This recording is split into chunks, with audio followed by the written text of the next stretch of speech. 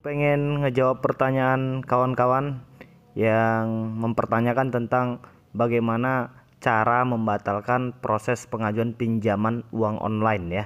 Alhamdulillah mungkin kawan-kawan yang lain juga sudah mulai membaik perekonomiannya atau mungkin sudah mendapatkan solusi lain.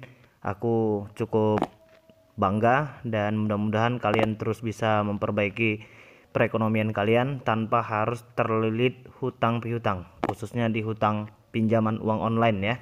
Jadi buat kalian yang mungkin belum menekan tombol subscribe dan tanda lonceng di channel ini, silahkan tekan dulu tombol subscribe dan tanda loncengnya supaya kalian gak ketinggalan semua informasi terbaru dari channel kita secara gratis. Dan terima kasih banyak buat kalian yang sudah menekan tombol subscribe dan tanda lonceng.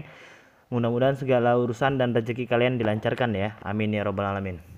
Oke, kembali tadi tentang perihal pengajuan pembatalan pinjaman uang online ya. Jadi ini ada dua versi. Yang pertama, ketika kalian sudah melakukan pengajuan ya, itu kalau seandainya kalian yang memang melakukan pengajuan dan sudah mengisi beberapa data dan sudah terverifikasi, dan mereka langsung mengirimkan uang tersebut ke rekening pribadi kalian, dan itu dinyatakan tidak lagi bisa dibatalkan karena dari awal kita yang sudah melakukan pengajuan pinjaman uang online tersebut di aplikasi apa saja, karena uang yang mereka kirimkan itu sudah masuk ke kita dan kita memang harus mengembalikan sesuai dengan peraturan yang ada di aplikasi tersebut ya. Mungkin kita akan mengalami sedikit kerugian lah karena kita harus membayar biaya administrasi dan biaya bunganya ya. Dan ada alternatif yang lain yang kedua, yaitu ketika kalian sudah melakukan pengajuan pinjaman tapi belum dikirimkan uang. Kalau itu biasanya untuk aplikasi pinjaman uang online yang memang sudah OJK dan sudah terdaftar di AFPI, mereka itu sebelum melakukan proses transfer uang akan mengkonfirmasi kepada kita, si pengaju pinjaman uang online. Jadi mereka akan telepon konfirmasi, baik itu melalui via telepon atau mungkin via SMS. Jadi kalau yang sudah besar, yang sudah terdaftar di OJK, mereka akan konfirmasi via telepon. Jadi kalau seandainya kalian ingin melakukan pembatalan, kalian bisa lakukan pembatalan pada saat itu. Jadi ada dua. Yang pertama, ketika kalian mengajukan langsung ditransferkan uang, itu otomatis kesalahan kita secara pribadi ya. Dan yang kedua, ketika mereka mengkonfirmasi melalui via telepon, kalian bisa lakukan pembatalan di situ. Jadi intinya kalau seandainya memang sudah mengajukan tapi belum ada proses pencairan itu di rekening kalian, itu dia yang sedang sedikit agak menjadi masalah ya. Karena kita bertanya-tanya ini pinjamannya diterima atau enggak.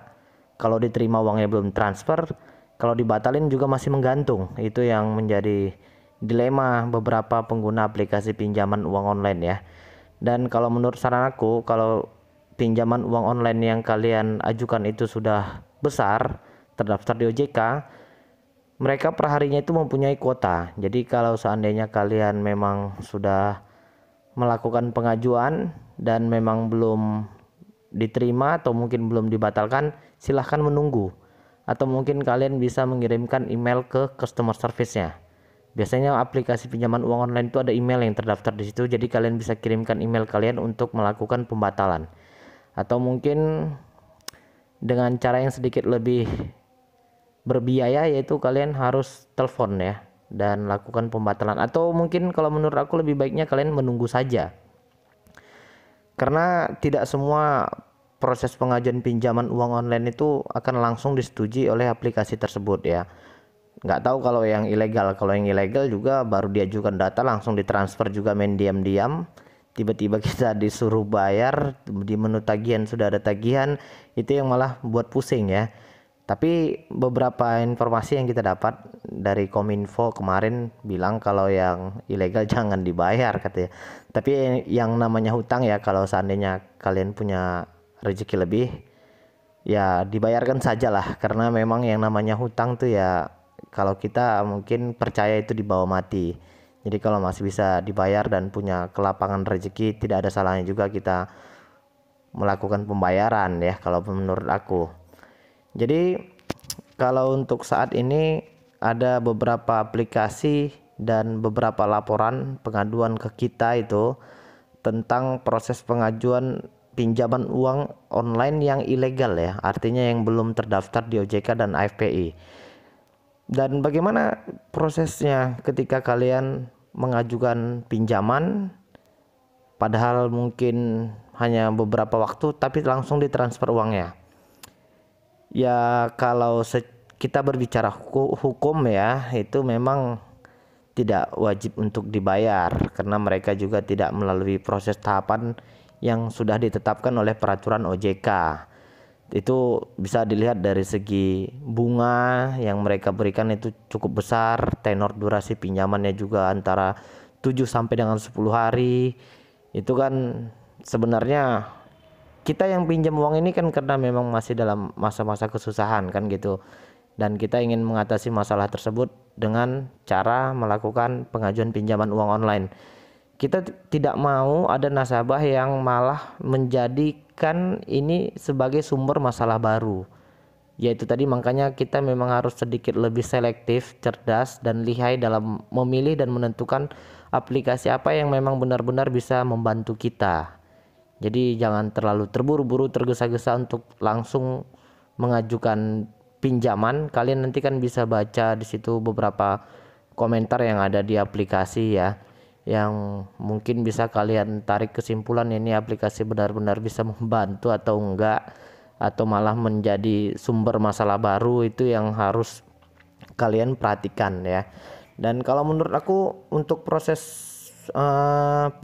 pembatalan yang ingin kalian lakukan sudah aku review di video sebelumnya ya, dan kalian bisa lakukan langkah-langkah tersebut. Yang penting tadi masalah yang terbaru itu ada dua. Yang pertama, ketika kalian memang yang melakukan proses pengajuan dan mereka sudah transfer uangnya, mau tidak mau ya kita memang harus mengganti uang tersebut sesuai dengan prosedur.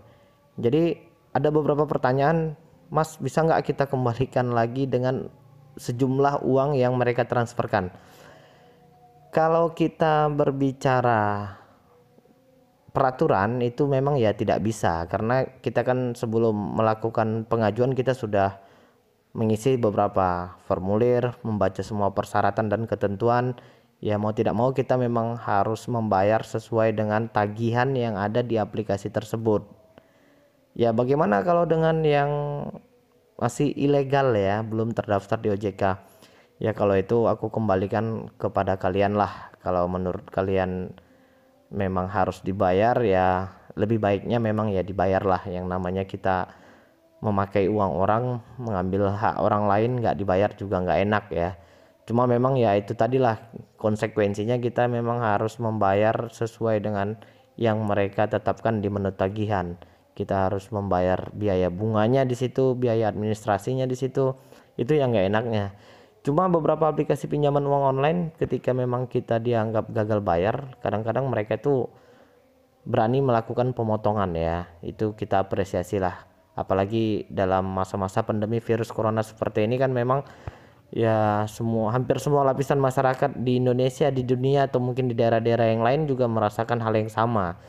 Kesulitan masalah perekonomian saat ini juga merupakan sebuah musibah besar ya untuk rakyat-rakyat yang seperti kita, yang memang mungkin masih membutuhkan pertolongan dan perhatian dari pemerintah.